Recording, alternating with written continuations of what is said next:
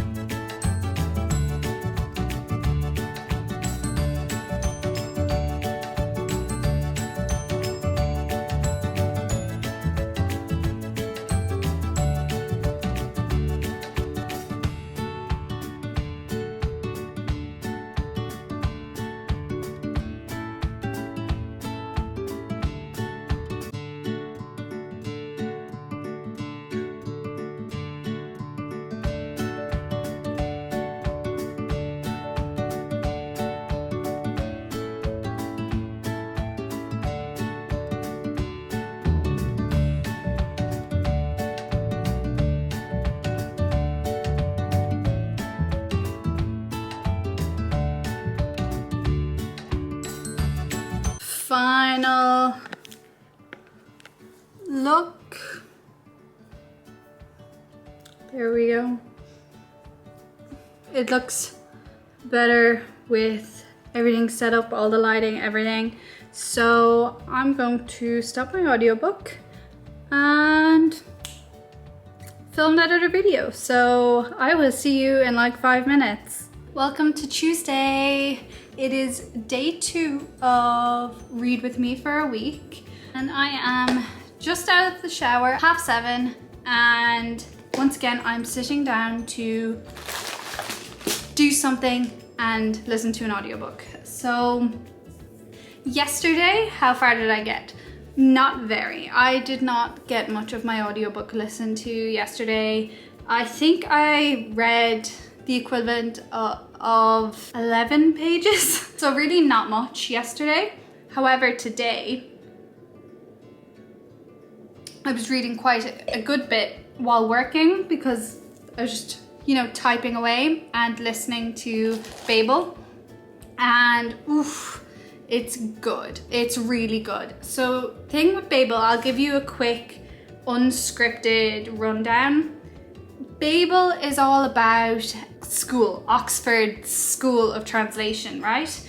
And the main character, he is originally from Canton in China, and he is basically, you know, picked up at a young age and brought over to England to learn English so that he can be a translator. But there's more depth to it, and obviously there's a lot of like discussions around racism or like instances of racism and colonization, all of that. Good, fun, lighthearted stuff. So hearing some of the stuff that is written, it's like, oh my god. But yeah, I am enjoying it. It's just, it's a lot to take in, and I am almost halfway through the book, and so far it's like a pretty high rating. I'm recommending it so far. I'm wondering where it's gonna go from here. I can imagine it getting sad, possibly, which I'm not great with sad books, but we'll see. Maybe I might finish it by the end of the week. So I'm going to stick the audiobook on, and I'm going to friendship bracelets. So I am going to see Taylor Swift, and I'm making friendship bracelets. I already have a lot done. I'll show you some of my collection. I'm very proud of them. This one, I don't know how well you can see that. It says Katie's version, and this one says To the Moon, and I gave my friend one that says And to Saturn from Folklore Songs 7. I have a whole bag of them. I'll show you my favorites. I have, I'm sure you can read this. Yeah, I have that one. And I have a matching one for my boyfriend, The Patriarchy. So, you know, Taylor Swift fans will understand why those go together. I also did ones from like books. So I made myself an Athena friendship bracelet because I fancy myself a daughter of Athena. I made my boyfriend a Hephaestus one because he quite likes Hephaestus. I made my friend an Artemis one because I think she embodies the nature aspect of Artemis. I made these other matching ones for me and my boyfriend. I've had too much fun with this, I'm not gonna lie to you. This one, which has SB on it and kind of these colors, and SB is for Seaweed Brain, which is what Annabeth called Percy. And this one for me, WG, which is Wise Girl, which is what Percy calls Annabeth. So yeah, I've been having great fun making all of these, and I'm gonna make some more and listen to an audiobook. That is my plan for the evening. So enjoy this montage of me listening to Babel.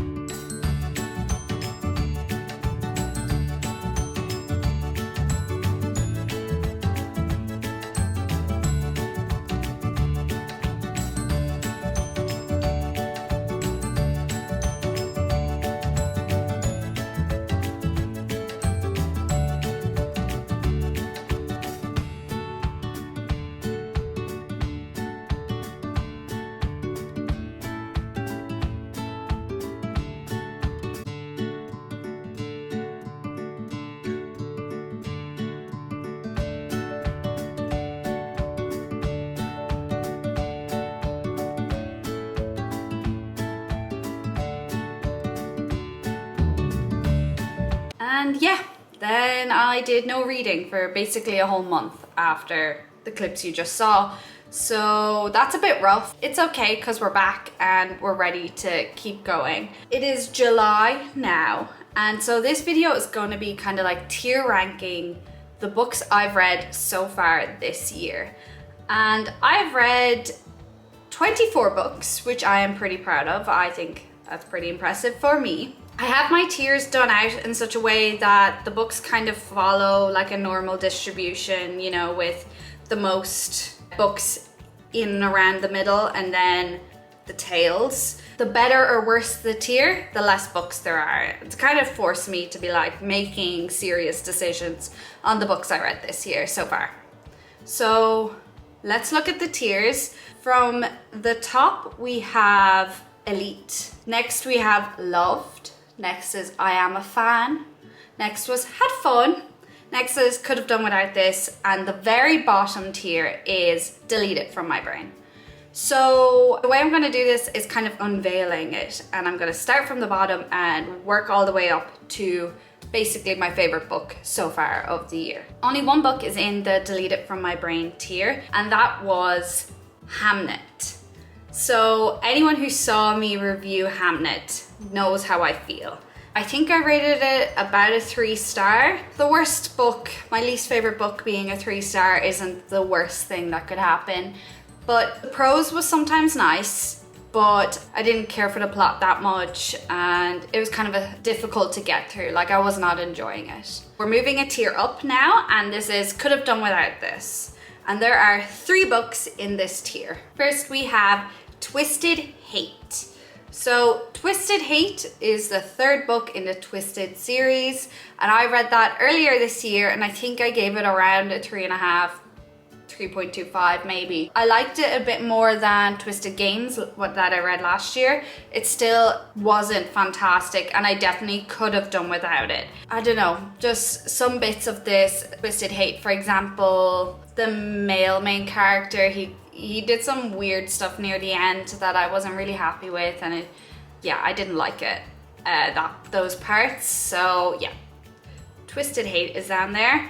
Next we have Hidden Bodies, and this one you haven't actually heard me talk about yet because I read this in June. So Hidden Bodies is the sequel book to You, the same You as Netflix, the one with, you know, Joe Goldberg. And Hidden Bodies is okay. The thing about it is that it's exactly what you expect from it, having watched the TV show. I kind of enjoy the TV show more because they changed up little bits, like some plot points and stuff around a little bit. And I like the TV show a bit more. And that's the only reason I even read the book, is that I liked the TV show. If you were choosing whether to read it or watch it, I would actually choose watching it. Even though by now, like I think season 4, it started to lose the run of itself a little bit. And then the last book in Could Have Done Without This tier was The Score, which is another one of these hockey romance books. There was nothing special about The Score. I think I liked it more than The Mistake. However, that's not saying much because they're very like silly, quick books. There's nothing that serious about it, and I am not continuing this hockey romance series. So that tells you all you need to know about that, because I will stick through a series even when I don't like it that much. The fact that I have said no, I'm not reading the next Elle Kennedy hockey romance, you know, speaks for itself. And now we're gonna move up a tier again, and so we're starting to get into the books that are actually like quite enjoyable. As I said, like I limited myself as to who could go where, and so some things got like pushed down. This tier, it is the Had Fun. So I enjoyed it, I had fun. Will it make my top 5? No, but I still enjoyed it, and if it has a sequel, I'll read the sequel. That's the vibe of this tier, and there are 8 books in this tier. So kind of on the lower end. I think there's like a weird like split halfway through this tier, almost a sub tier almost, where there's some books that I kind of had to put in here because they weren't quite the next tier, but I'd almost put them slightly higher than this tier. Like it was a weird in between. But the ones that are definitely kind of like at the bottom of this tier would be the fourth Bridgerton, which I spoke about in my last video, and it is the Penelope and Colin story. The way I feel about Bridgerton is I always quite like them. I do like them, but I also think that they're kind of like, they're okay. It's take it or leave it. It's not, again, it's not serious. It's never going to make the top 5 best books I've read. However, it's never going to hit, I assume, the bottom 5 either. So Bridgerton is in that kind of weird stage where it's just all right, and I did have fun reading it. Next, I'd put Before the Coffee Gets Cold. It's a contemporary book. I am not a contemporary girly as much. The bits about it, I liked some of the messaging, or like the sweetness, the like certain stories, because it's broken up into kind of stories rather than chapters. There were certain stories that I felt very touched by, but there were certain stories I didn't enjoy that much. Or I was like, oh, I don't agree with the kind of underlying messaging here. So Before Coffee Gets Cold will stick to the bottom of this tier. However, I will read the next books in this series. So that's the kind of distinction, the had fun element. Next is Lightlark. So Lightlark is a YA fantasy, a typical fantasy with loads of, you know, different types of people with different types of powers battling and fighting over something. And I love a trial book. Like, again, I love the Hunger Games and all of those kind of where there's a big trial. Another example would be Throne of Glass. I love Throne of Glass as well. So I love a good test, or even like a Magic Academy, or trials, all of that stuff. And that has really stemmed from YA fantasy. Like, that's what YA fantasy almost boils down to. And that's why I quite enjoy it. And Lightlark was such a run-of-the-mill, kind of forgettable, but enjoyable book. It's nothing crazy, it's very cookie cutter, but I am glad I read it and I had fun. And I will probably read the next one, I just don't know when. And I'm in no hurry to grab the next one. So that's the difference between Lightlark and, say, some of the later YA fantasy in this list. Next, starting to kind of come up into the middling books in this tier is How Do You Like Me Now? And again, I read this quite recently. I think it was only April. And the thing about How Do You Like Me Now was that I felt too young for it. It was very much a story about being in your 30s and not having your life together. Kind of had that message about, you know, you can start again. I'm not 30, I'm not actually that close to 30 either, so it didn't quite resonate with me the way maybe it would with someone who's slightly older. And again, it had that very strong millennial humor. That's not me. It's not stuff I would relate to like at all currently, but it was also quite touching, some parts that I felt like really bad for the main character. Like, it really made me feel, and that's the thing about Holly Bourne, she makes you feel. And I will recommend anything Holly Bourne writes, so I still liked it and would still recommend it. Next we have None of This Is Serious by Catherine Pacifica, an Irish book that I read in March as a part of my Reading Irish Books video, and I liked it. I quite liked the kind of social media themes, the COVID of it all, kind of like messaging throughout, and it is also quite a short book, so it's a good like palate cleanser in between other books.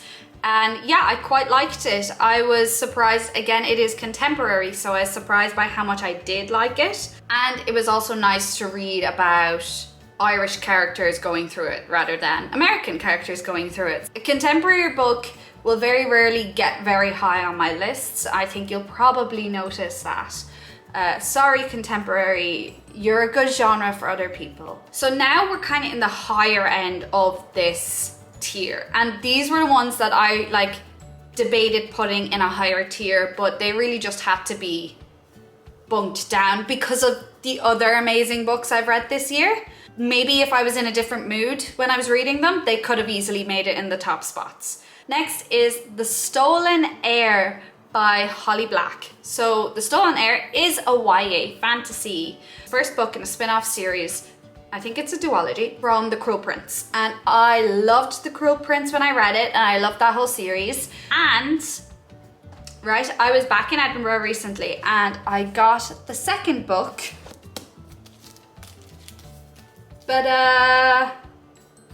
so now I have both of them in hardback from Toppings with a signature. Stolen Heir was fun. I liked it. I liked being back in a world I already knew. I knew the magic, or the kind of, I suppose more I knew the politics. But again, there are still more YA fantasies that I loved even more. Next, we have Legendary. So by Stephanie Garber. So Legendary is the sequel to the Caraval series. The thing about Legendary, I don't think I've spoken about it yet, because I think that might have been like the only thing I read in May. But yeah, I really love the Caraval series. I'm really fond of it. I have like a question. Google says Caraval series, the Caraval series is YA. Is it? Because in the bookstore, it is categorized as fantasy, not YA fantasy. So I'm actually quite confused as to what genre to put it into. So if you know, let me know, please, because it's actually kind of confusing, and I feel like I keep saying it is YA, because it feels a bit YA in some parts, and then there are other parts where it's like, maybe not quite. I don't know. But I really like Caraval series, and Legendary was really good. I liked it, and if it wasn't for all of the other amazing books I'm going to talk about, it would be much higher. And then finally, the last book in this tier is You Could Be So Pretty by Holly Bourne. So I spoke about this, I think at great length in the review video, and I adored it. I really liked this book. I think the main reason it is in this tier is, first of all, because of all the really good books that I'm going to talk about in a minute, but also I think because it is very baby feminism 101, and that stems from the YA nature. The concept was good, it was great, the messaging was fantastic, and I wholeheartedly recommend it. But just because of those two reasons, I can't put it higher for me. So that was the had fun tier. So now we're moving up even more. I really loved all of these books. This tier is the I am a fan. Like, if they're in a series, I will read the rest of this series. If they're standalone, I will keep an eye on the author and read more from that author. So we're starting to get into the upper half of the books. First in here I have is Powerless by Lauren Roberts. So Powerless is a YA fantasy, and I believe the second book is coming out in this month of July. So that's very exciting. It's what you expect from YA fantasy, but with a bit more romance, and that's what I liked about it. I like something to root for, both a romance and whatever's going on. Also, as I said about the trials, I love a book with trials, and you bet there are trials in this book. So Powerless was like Katie coded from day one. Next we have is Thunderhead by Neil Shusterman. So that's the second book in the Scythe series, and I really enjoyed it, of course. And the ending is what really had me like, I need to read the next book, and I still need to read it. I don't have it, but because I am trying to get through these books first, all of these. Trust me, it will be read within the next like year, because I loved Thunderhead. Yeah, it's tense, it's fun, it's dystopian, it's all of it. So highly recommend, and I'm excited for the rest of the series, or to finish the series. Next, I would put Caraval. So Caraval is the first book in the Caraval series, and the only reason I started it is because I'm dying to get to Once Upon a Broken Heart, and apparently the last book in this series overlaps with the first book in Once Upon a Broken Heart, and I don't want spoilers, but I am so glad I picked up Caraval. I've enjoyed it so much. I spoke about it in one of the videos when I first read it. And yeah, I just really enjoy the universe. I love the fairy tale aspect of this series. The author's fairy tale writing, I love it. So Caraval I am a big fan of Caraval. Next, we have Magnolia Parks. So Magnolia Parks is the kind of contemporary romance set in London, and it is very reminiscent of Gossip Girl. And I just loved reading the drama. Like, everything is so dramatic, and it's really very like slice of life, but of a rich person who has crazy problems going on. And the relationship between the two main characters is so intriguing and so like raw that it just really does keep you hooked. I will keep going with the series. I have the first Daisy Hates book, because the way they're published, you read Magnolia Parks 1, then Daisy Hates 1, then Magnolia Parks 2, Daisy Hates 2, etc, etc. And I believe the Magnolia Parks books have ended now, but Daisy Hates is still going. And so that everyone seemed to have a very strong emotional reaction to the last Magnolia Parks. So, I mean, you'll see that when I get there. Really recommend it to literally everyone, especially if you liked Gossip Girl though. So now we're almost in like the top half of this tier. Next we have House of Flame and Shadow by Sarah J Maas. This was a really highly anticipated release for me for this year. It came out in January and I was very excited for it. And I really, really liked it, of course. I did a whole reading vlog on it. The reason it's in here is because it didn't quite hit that 5-star feeling. That was it. It's a third book in the Crescent City series, and it's Bryce's conclusion story almost.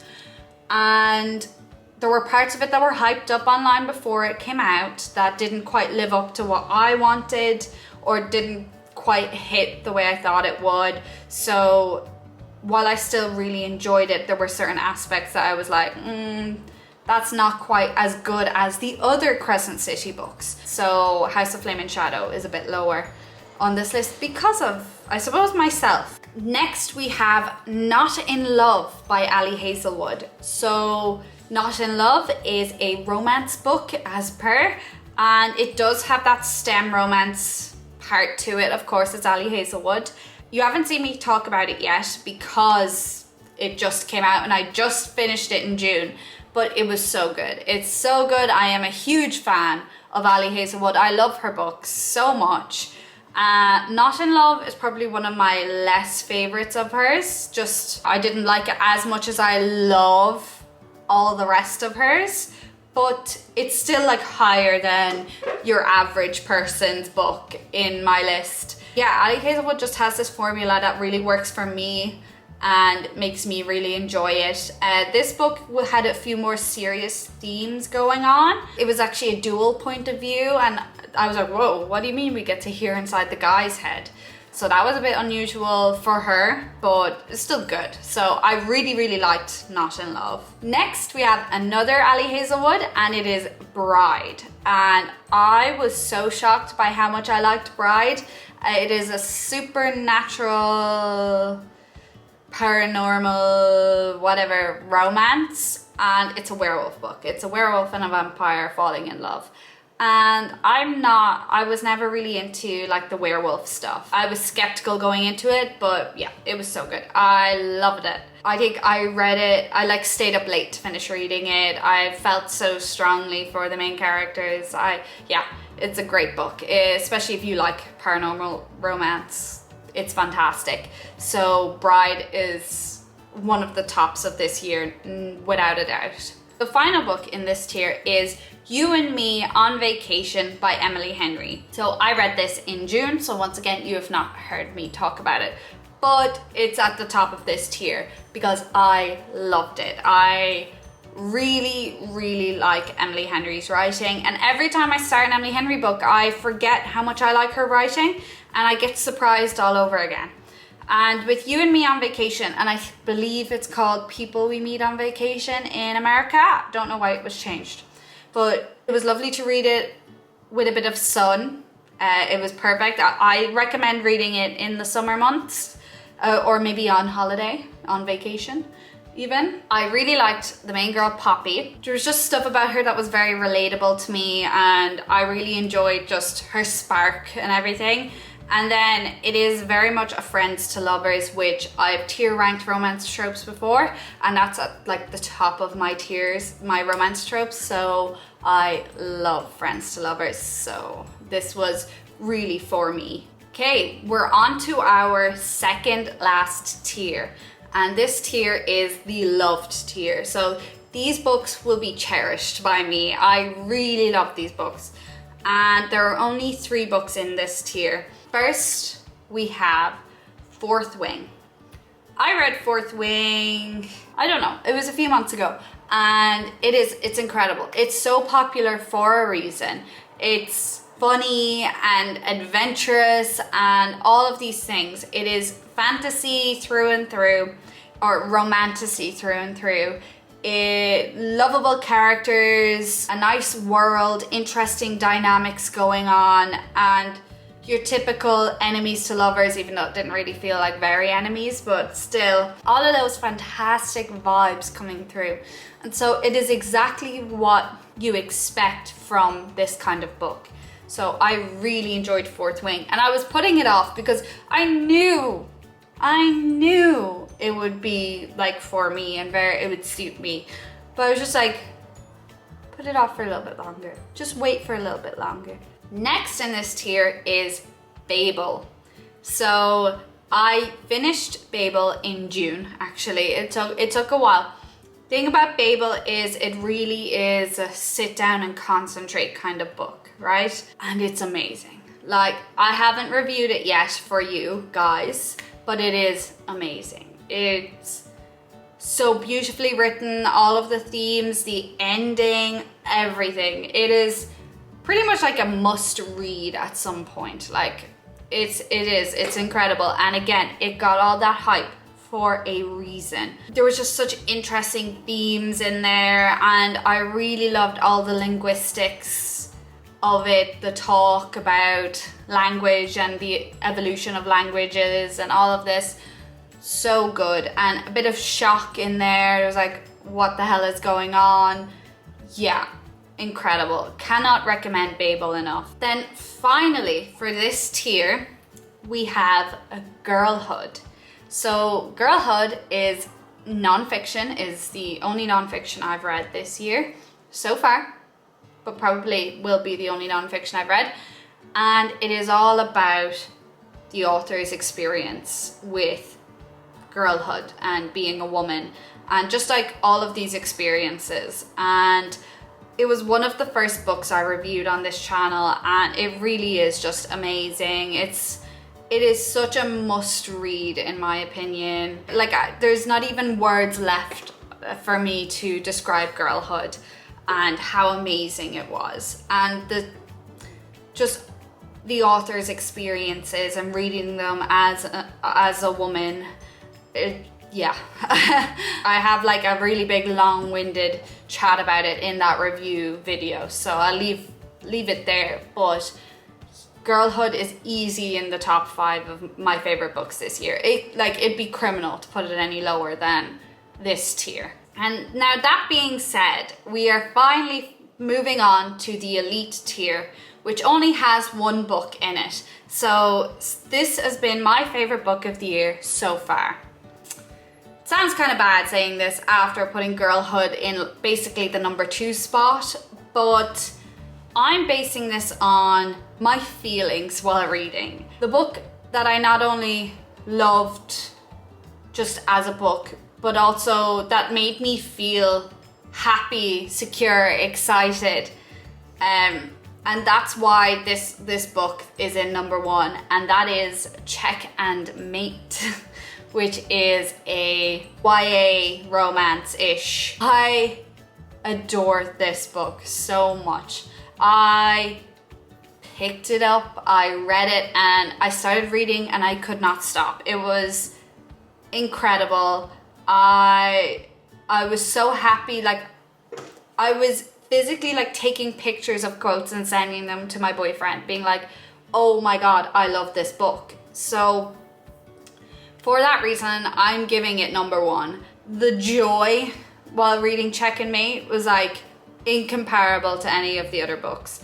And I even like shed a tear. I was so emotionally connected to what was going on in this book. I loved it so much. So Check and Mate gets my number 1.